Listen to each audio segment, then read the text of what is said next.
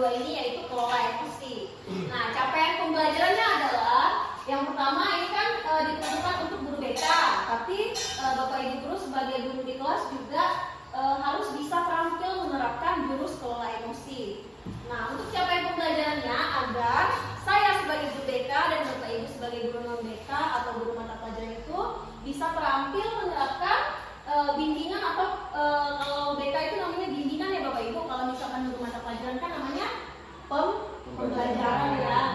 Untuk membantu para murid kita mengelola emosi dan stres, yaitu stres yang berkaitan dengan akademik mereka. Baik Bapak Ibu, sebelum masuk ke materi lebih inti, kita mau refleksi dulu nih. Ada 3 pertanyaan di situ. Yang pertama, apa pola emosi yang Bapak Ibu amati dari pengalaman belajar atau pengalaman mengajar Bapak Ibu hari ini? Nah, adakah Bapak Ibu mau berbagi pengalaman tentang hari ini? Mungkin ada yang tersulut emosinya, ada yang menahan emosinya, atau ada hal-hal lain yang bisa di-share Bapak Ibu. Turun, silakan bagaimana pengalamannya? Saya tadi hari ini kan pas ya untuk pengalaman saya hari ini. Tadinya saya itu kan mengajak anak-anak untuk praktek di lab. Ya. Hanya saja sekitar hampir 20 sampai 25 menit saya tunggu di lab. Tapi nggak datang-datang anaknya. Jadi ya jujur saya juga jadinya tersulut emosi saya. Jadi saya susulin. Jadi saya sampai disamperin sama anaknya di kelas ya. Yang bikin saya tambah emosi, mereka bersantai di kelas itu. Nah, makanya jadinya agak nada tinggi saya jadinya. Makasih Bu Nurul. Kita langsung yang pertama Bapak Ibu, yaitu konsep pembelajaran sel. Ada yang tahu Bapak Ibu apa itu konsep pembelajaran sel?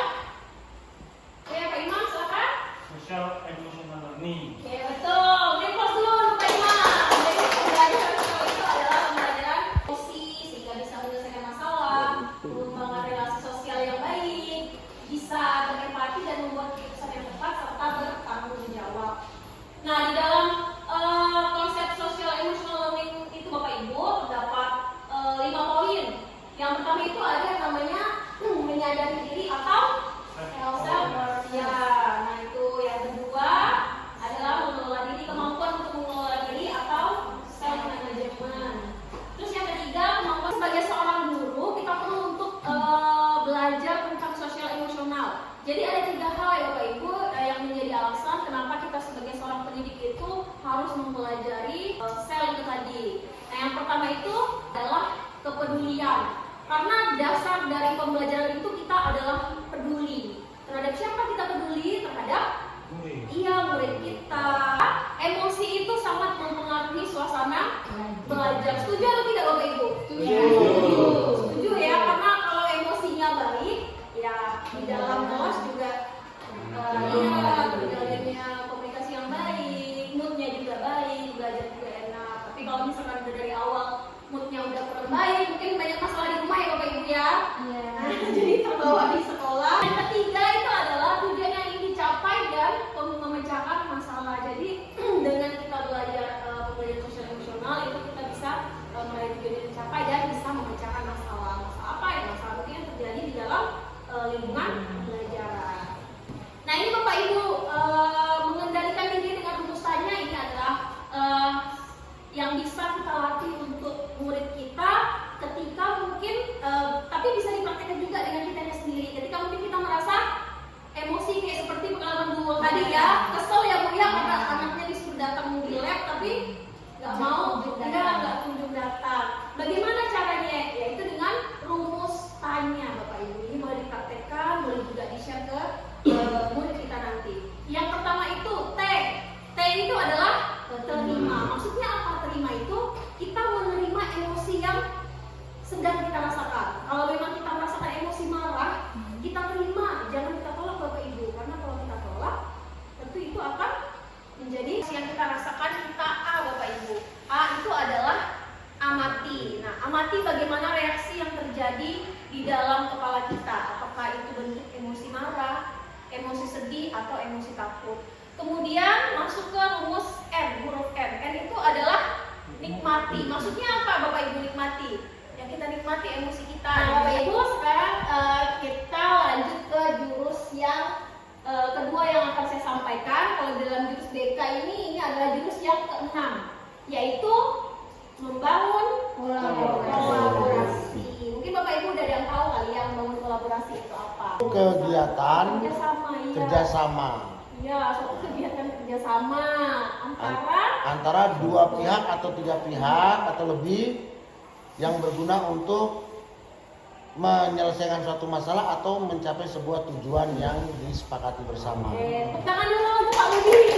Ini capaian pembelajarannya, kita yang dimaksud dengan membangun kolaborasi itu adalah saya sebagai guru BK dan Bapak Ibu sekalian sebagai guru mata pelajaran. Kita saling bekerja sama, itu intinya Bapak Ibu, berkolaborasi.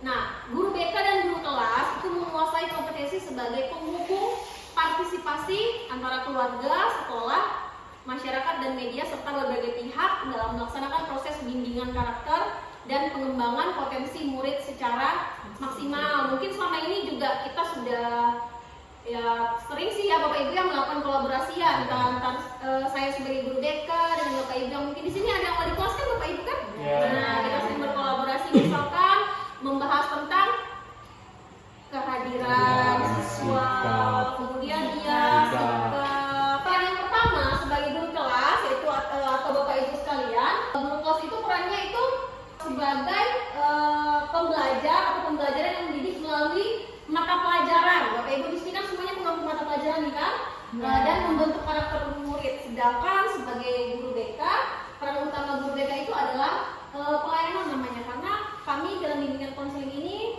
ketika memberikan informasi atau bimbingan kepada siswa, pembelajaran itu namanya layanan Bapak Ibu. Beda namanya. Kalau Bapak Ibu kan pembelajaran, layanan namanya. Kami guru BK ini lebih ke mengembangkan layanan. Iya, layanan yang berkaitan dengan potensi. Iya, potensi.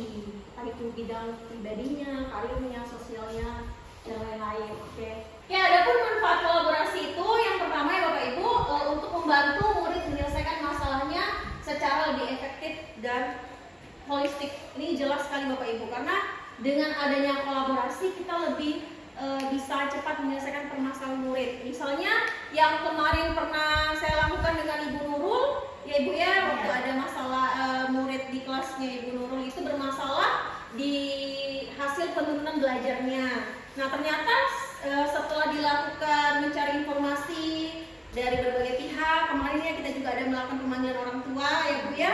Ternyata anak itu ada masalah secara emosional Bapak Ibu. Nah, sehingga emosional itu mempengaruhi cara belajarnya. Masih ingat dulu bagaimana kemarin kita mengatasi ini? Sebenarnya anak ini yang sebenarnya nilainya cukup tinggi dan berprestasi, tapi seiring berjalannya waktu lambat laun nih anak menurun. Saya juga bingung. Saya tanya anak ini, kamu kenapa? Apakah tidak jelas dengan penjelasan saya? Apakah nggak ngerti dengan pelajaran saya?